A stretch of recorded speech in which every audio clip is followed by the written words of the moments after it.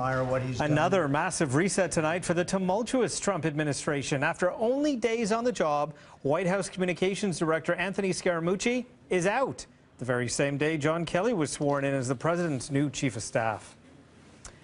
And joining me now is Principal at Navigator Amanda Galbraith. Thanks for coming in. Thanks for having me. So it broke this afternoon, mid-afternoon, and your response on Twitter was, wow, yeah, all capitalized. Yeah.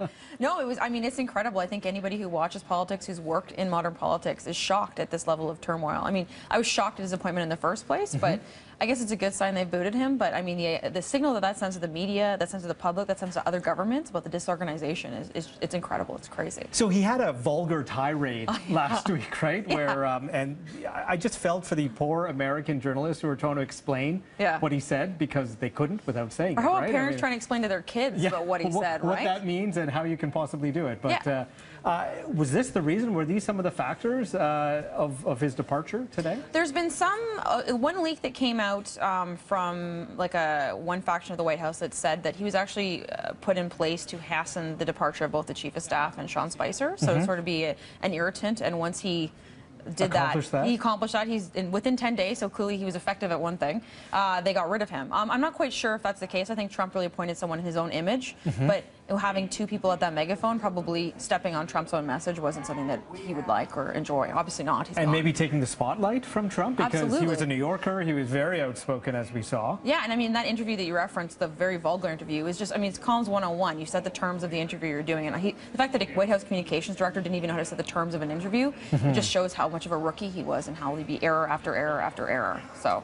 Well, let's talk about the turmoil because there have been so many departures from Trump, from Trump's administration now.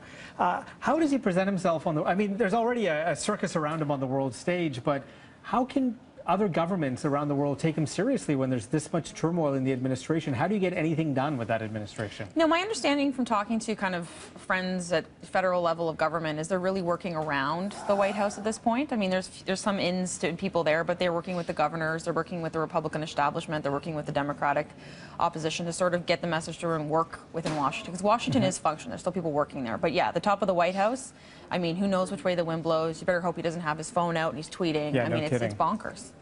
So John Kelly was sworn in today. He's a general. Yeah. And many say that it was Kelly that wanted Scaramucci out. So do you think this is a signal of stability within the administration with Kelly's appointment? I think it is a strong signal that on the first day that the new chief of staff is there, he gives the boot to the communications director, knowing it's going to be that big of a deal. So I think it shows that the president, he has some of the president's confidence. He has the president's confidence to execute. How long that lasts, we'll see, but I say it's a better sign of some stability than not, because it was an error to appoint him in the first place. So to fix it on your day one and making it a condition of your employment was smart.